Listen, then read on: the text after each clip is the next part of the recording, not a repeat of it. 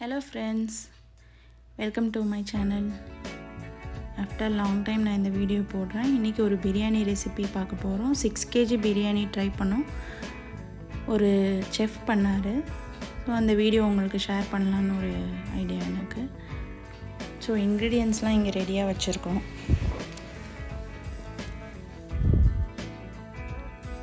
இப்போ ஆயில் போட்டு ஹோல் கரம் மசாலா எல்லாம் போட்டு ஃப்ரை பண்ணிகிட்ருக்காங்க. ஸோ இந்த அளவு எல்லாமே செஃப் எடுத்தது தான்.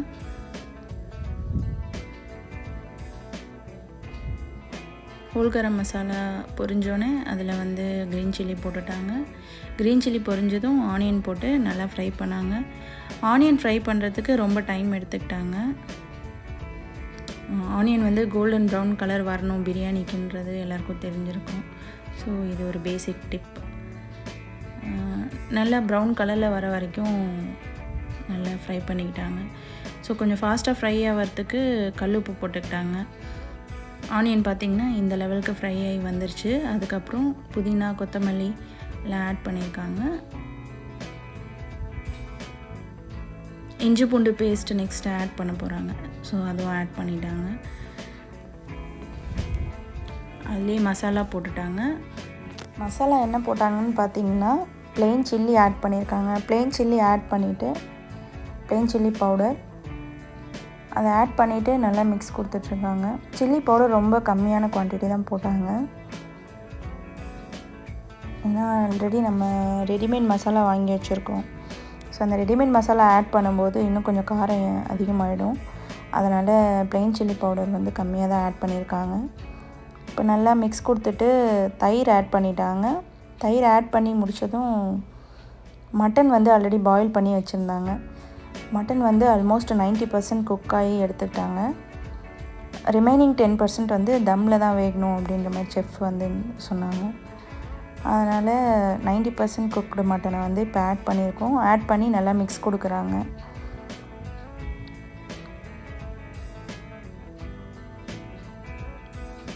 இப்போ மிக்ஸ் கொடுத்துட்ட பிறகு லெமன் ஜூஸ் ஆட் பண்ணிக்கிறாங்க. 6 லெமன் எடுத்திருந்தாங்க. அதில் பார்த்திங்கன்னா 4 சின்ன லெமன், 2 வந்து பெரிய சைஸ் லெமன் எடுத்திருந்தாங்க. அதுக்கப்புறம் தக்காளி ஆட் பண்ணியிருக்காங்க. தக்காளி வந்து ரொம்ப கம்மி குவான்டிட்டி தான் எடுத்திருக்காங்க. அதில் வந்து இப்போது ரெடிமேட் மசாலா சொன்னேன் இல்லையா, அதுவும் ஆட் பண்ணியிருக்காங்க. ஆட் பண்ணி நல்லா மிக்ஸ் கொடுத்துட்ருக்காங்க. ஸோ இது புளிப்போட குவான்டிட்டி வந்து நம்ம பேலன்ஸ் பண்ணிக்கணும் இந்த இடத்துல. அதுதான் பண்ணியிருக்காங்க செஃப்புங்க. சாதம் வந்து தனியாக வடித்து போட்டாங்க. அதனால் இந்த பிரியாணி ரைஸ் வந்து ஒரு 1/2 hour மேலே ஊறிச்சு. நல்லா ஊற வச்சுட்டு அதை தண்ணி வடிச்சிட்டு ரைஸ் வந்து தனியாக பாயில் பண்ணுறாங்க. ரைஸ் பாயில் பண்ணும்போதும் ஹோல் கரம் மசாலா ஆட் பண்ணியிருக்காங்க. பட்டை, கிராம்பு, ஏலக்காய், அப்புறம் பிரிஞ்சி இலை போட்டிருக்காங்க. ப்ளஸ் வந்து ஜூஸ் எடுத்துகிட்டு லெமனோட தோல் வச்சுருந்தாங்க. அந்த தோலையும் இந்த ரைஸில் ஆட் பண்ணுறாங்க. ரைஸ்க்கு தேவையான உப்பும் செஃப் அதில் போடுறாங்க. உப்பு வந்து கல்லுப்பு தான் எல்லாத்துக்குமே யூஸ் பண்ணாங்க. ஸோ பாயில் பண்ணி ரைஸ் தனியாக எடுத்துக்கிட்டோம். அதுலேருந்து தண்ணியை வடித்து தண்ணி தனியாக எடுத்து வச்சுக்கிட்டாங்க. பாயில்டு ரைஸ் தனியாக எடுத்து வச்சுக்கிட்டாங்க. இப்போ இந்த இடத்துல வந்து டேஸ்ட்டை செக் பண்ணிக்கிட்டு அதில் வந்து ரைஸ் ஒரு லேயர் போட்டுட்டு அதுலேயே வந்து நட்ஸை வந்து ஆட் பண்ணிக்கிட்டாங்க. பொரிச்சு வச்சுருந்த நட்ஸ், கேஷ்யூஸ்லாம். அது கூட வந்து மசாலா இன்னொரு லேயர் போடுறாங்க. நட்ஸோடு சேர்த்து கொஞ்சம் புதினா கொத்தமல்லியும் ஆட் பண்ணாங்க. அது மேலே இன்னொரு லேயர் ரைஸ் போட்டுட்டாங்க. ஸோ ஃபஸ்ட்டு பேஸ் வந்து மசாலா, அகைன் வந்து ரைஸ், மேலே நட்ஸு, புதினா கொத்தமல்லி, அதுக்கப்புறம் அகைன் மசாலா போட்டாங்க. அகைன் இன்னொரு லேயர் வந்து ரைஸ் போட்டாங்க. ரைஸில் அந்த நட்ஸ் போட்டு புதினா கொத்தமல்லி போட்டு ஃபினிஷ் பண்ணிக்கிட்டாங்க. லேயரு தம் வந்து ஃபினிஷ் பண்ணிக்கிட்டாங்க. ஸோ ஃபாயில் வச்சு கவர் பண்ணி தான் தம் போட்டாங்க, ஃபாயில் ஷீட்டை வச்சு. இப்போ வந்து தம் போட்டு முடிச்சுட்டு டைமிங் வந்து செஃப் தான் பார்த்துக்கிட்டாங்க. அந்த டைமிங் வச்சு கரெக்டாக தம் போட்டு எடுத்த பிறகு நமக்கு கம்ப்ளீட்டாக தண்ணியெலாம் ட்ரையாக இருந்தது கீழே.